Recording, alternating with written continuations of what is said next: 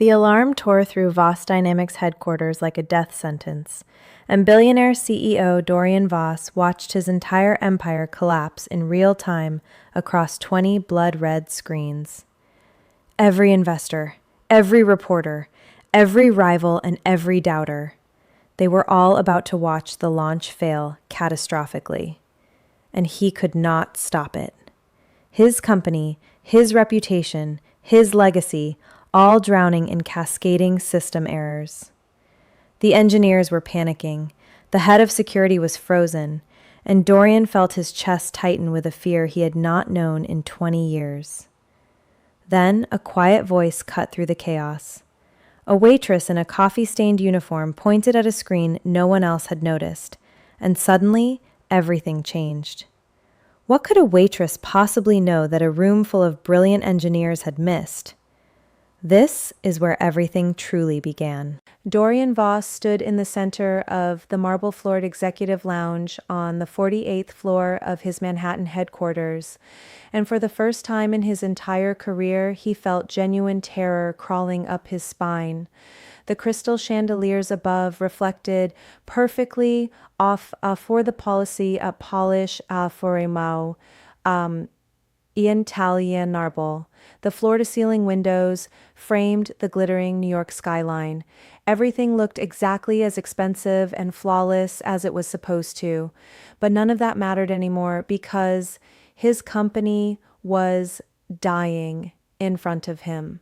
The launch of Cyphergate 1, the security platform he had spent 3 years and $2 billion building, was supposed to happen in exactly 90 minutes. Instead, every screen in the building was flashing red error messages that twisted his stomach into knots.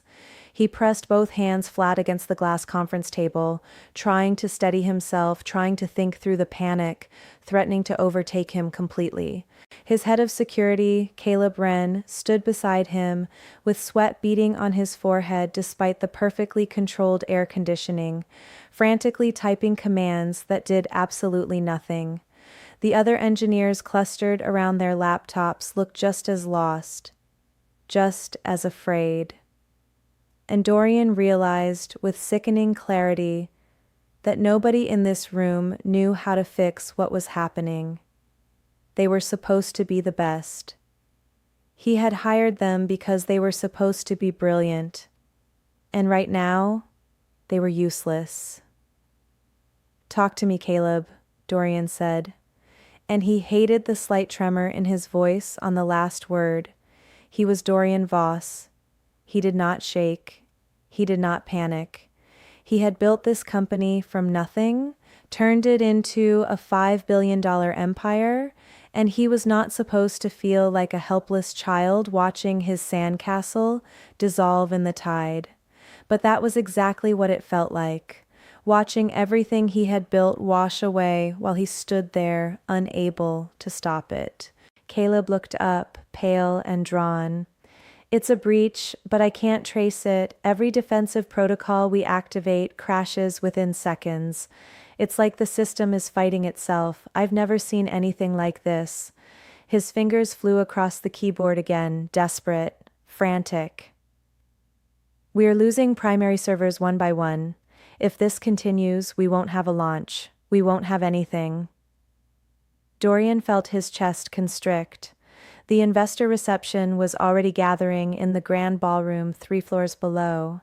Hundreds of people in designer suits and diamond jewelry, drinking champagne that cost more per bottle than most people earned in a week, waiting to witness the revolutionary launch that was supposed to change cybersecurity forever. Major news outlets had cameras set up. His biggest competitors were probably already watching online, waiting to see whether he succeeded or failed. And right now, failure was the only outcome in sight.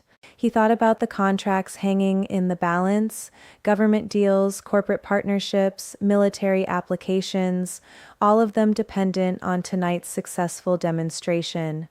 He thought about his board of directors, several of whom had argued against this launch timeline, who would use this disaster to push him out of his own company. He thought about his ex-wife's smug voice echoing in his memory, telling him he cared more about his empire than anything real, and how she had been right, because here he was, watching that empire collapse and feeling like his entire identity was collapsing with it. "Keep trying," Dorian said, but even he could hear how hollow the words sounded. What else was he supposed to say? Give up? Accept defeat? He turned away from the screens because looking at them was making him physically sick. And that was when he noticed Lena Ward standing near the coffee counter, watching everything with quiet, attentive eyes. Lena was one of the catering staff, a waitress who worked the executive floors, keeping the coffee fresh and the pastries arranged during long meetings. Dorian had probably seen her 100 times without ever really seeing her at all, the way people fail to see wallpaper or furniture. She wore the standard catering uniform, black pants, and a white button-down shirt, with the company logo embroidered neatly on the pocket. Her dark hair was pulled back in a simple ponytail. She looked completely ordinary, completely unremarkable, and yet something about the way she was studying the screens made him stop. "You saw something," Dorian said, more statement than question, as he walked toward her with quick, purposeful steps. Several engineers glanced up in confusion, wondering why their CEO was suddenly speaking to the waitress. But Dorian ignored them. He had built his fortune on instinct, on reading people, on noticing things others missed. And right now, his instinct was telling him this quiet woman had something he needed. Lena looked startled, as though she had not expected to be noticed at all, but she did not step back. "Earlier," she said, her voice steady despite her obvious nerves, "about 20 minutes ago I was using the tablet at the counter to log the coffee inventory, and something weird happened. The screen flashed for just a second with lines of code I didn't understand, then went back to normal." She hesitated, glancing toward the screaming red monitors. "I thought maybe it was just a glitch, but it felt wrong, like something was trying to push through and got blocked." Dorian felt his pulse jump, not with panic this time, but with something sharper. "Focus. Show me exactly what you saw." He took her gently by the arm and guided her toward the nearest workstation. Caleb started to object, started to say something about not having time for irrelevant distractions, but Dorian silenced him with a single cutting look. Lena pulled up the cafe management tablet, her hands moving quickly across the screen. "Here," she said, opening the system logs. "Right here at 6:47 p.m. The screen went dark for maybe half a second, showed this. She pointed to a string of code that meant absolutely nothing to Dorian, but made Caleb lean forward sharply. And then it went back to the inventory page like nothing happened." Caleb stared at the code, and Dorian watched his face shift from exhausted frustration to total concentration. "That's not a glitch," Caleb said slowly. "That's an authentication handshake request. Something tried to connect to our network through this device and got temporarily blocked by the firewall before—" He stopped, his eyes widened. "Before it found another way in." "What other way?" Dorian demanded, stepping closer, sensing for the first time that they were finally getting somewhere. The terror in his chest was still there, still heavy and crushing, but now it was laced with something else, a thin, trembling thread of hope. Caleb was already digging into deeper system logs, his fingers moving faster than Dorian had ever seen. "Microchannels," he murmured. "We have dozens of tiny data pathways for routine background processes, system updates, diagnostics, maintenance checks. They're considered too small and too restricted to exploit, so we don't monitor them as heavily as the main ports." He opened a new screen, then went completely still.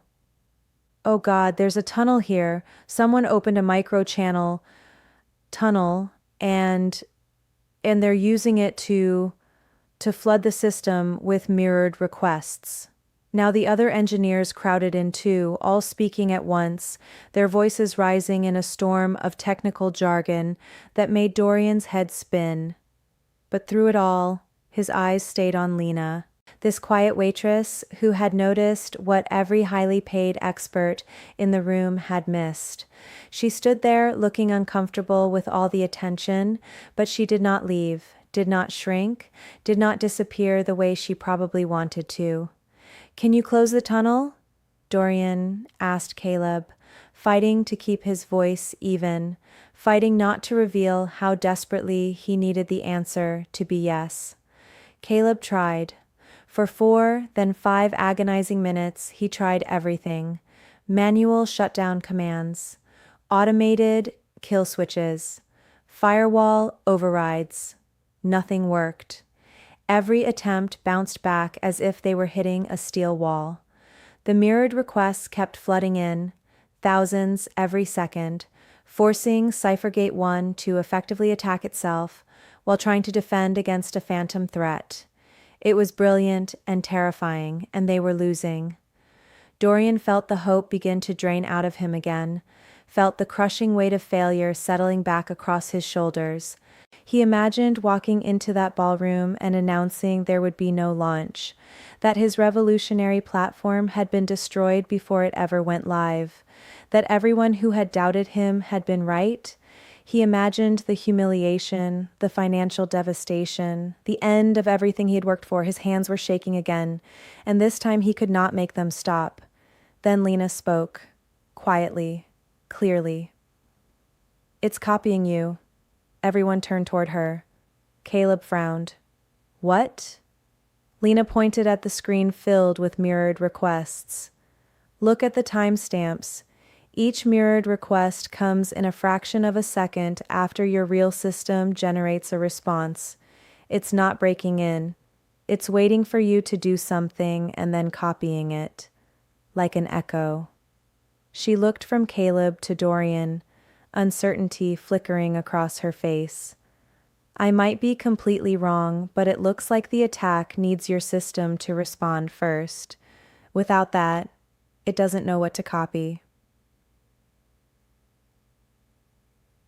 The room went utterly silent. Dorian watched Caleb's face change as the idea landed, watched the realization strike him like lightning.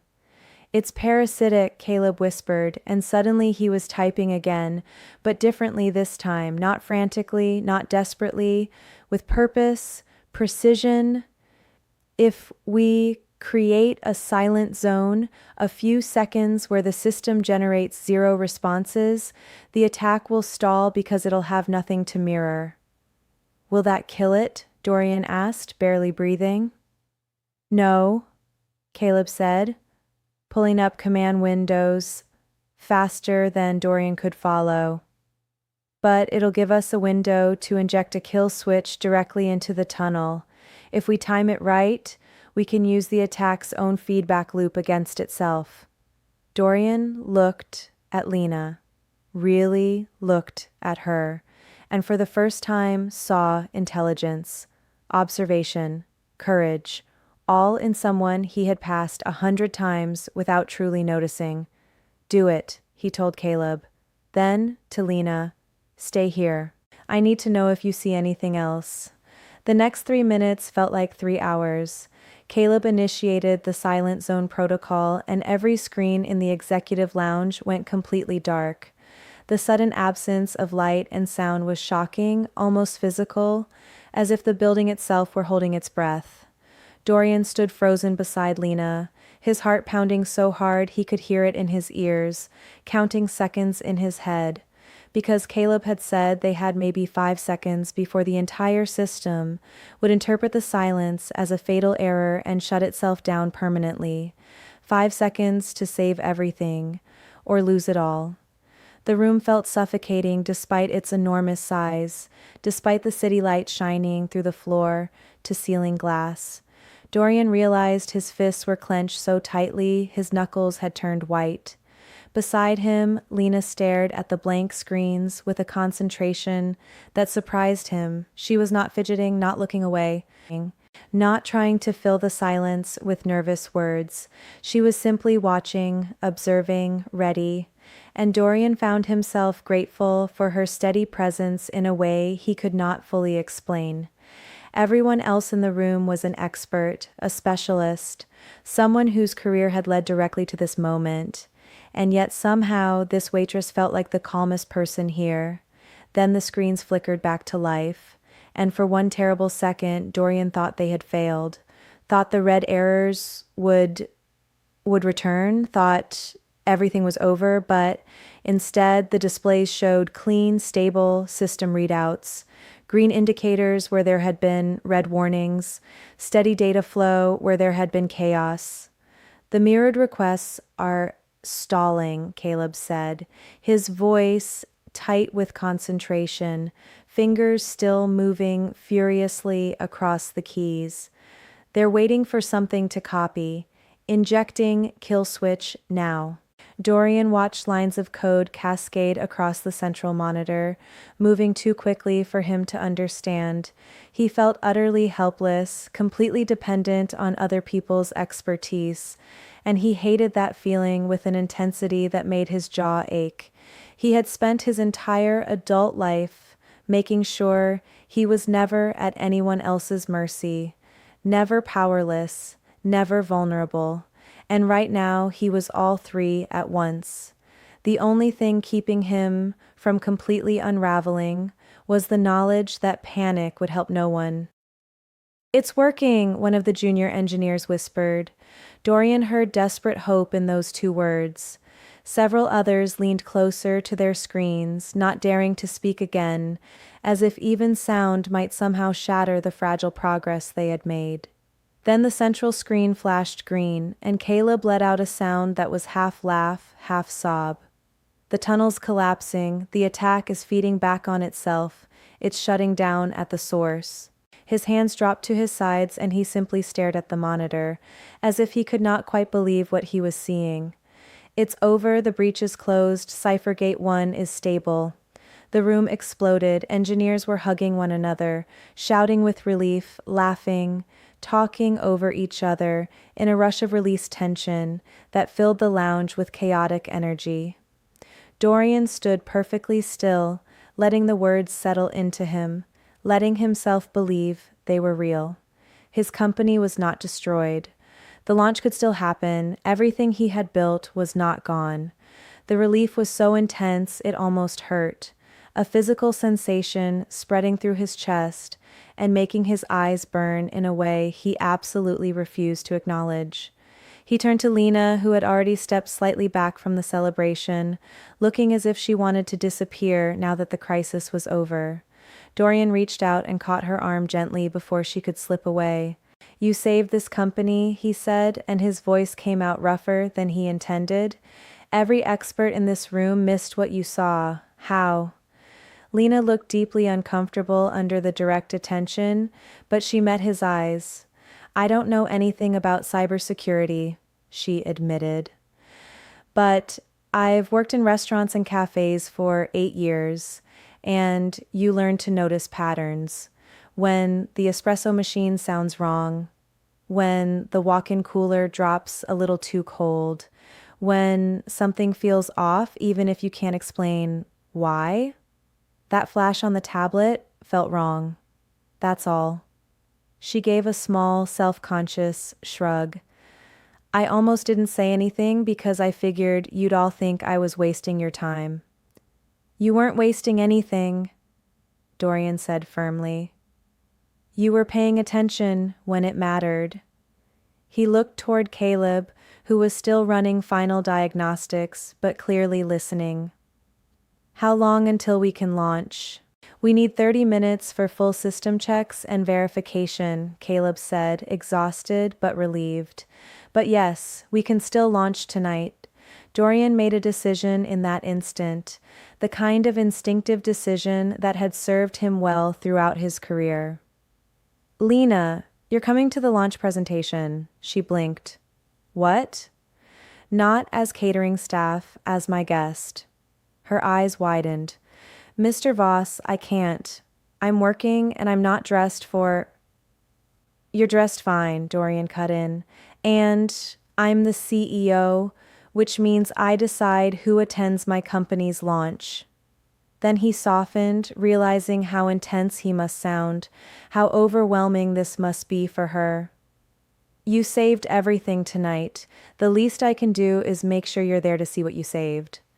30 minutes later, Dorian stood on stage in the grand ballroom facing hundreds of guests, lit by the glow of enormous screens displaying Cyphergate One's interface. The presentation had gone flawlessly. The demonstration was perfect. The system that had almost died an hour earlier was now performing beautifully for an audience that had no idea how close they had come to witnessing a disaster instead of a triumph. When the presentation ended beneath thunderous applause, Dorian did-eyed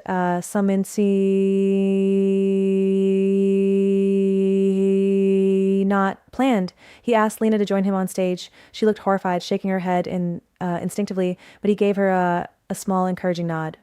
Slowly, she made her way up the side steps, looking completely out of place among the designer suits and glittering jewels, yet walking with quiet dignity. Tonight almost didn't happen, Dorian told the crowd, his voice carrying clearly through the ballroom's immaculate acoustics. We faced a sophisticated cyber attack minutes before launch, and it was stopped because someone who isn't a cybersecurity expert, who isn't an engineer, who doesn't have an advanced degree in computer science, noticed something everyone else missed. He gestured toward Lena, who stood beside him, looking as if she wished the floor would open and swallow her whole. Lena Ward saw a pattern that saved this entire company. She's proof that intelligence and observation matter more than titles or credentials. The applause that followed was real. Dorian could see investors and journalists looking at Lena now with fresh curiosity, fresh respect. She handled it with grace despite her obvious discomfort, giving a small nod before stepping slightly back and allowing him to finish. After the official presentation ended, the ballroom dissolved into smaller circles of conversation as investors and partners mingled over champagne and elaborate desserts. Dorian found Lena standing near one of the tall windows, gazing out at the Manhattan skyline with an expression he could not quite read. "You handled that well," he said, joining her by the glass. She glanced at him, then back out at the city lights. "I wasn't expecting any of that. This whole night feels surreal." "It was surreal," Dorian said. He was quiet for a moment. "I've been building this company for 15 years, and I've never been that close to losing everything." He thought about how differently the night might have ended. Then he looked at her. "I want to offer you something." Lena turned, cautious now. "Mr. Voss." "A position in our operations analysis team," Dorian said.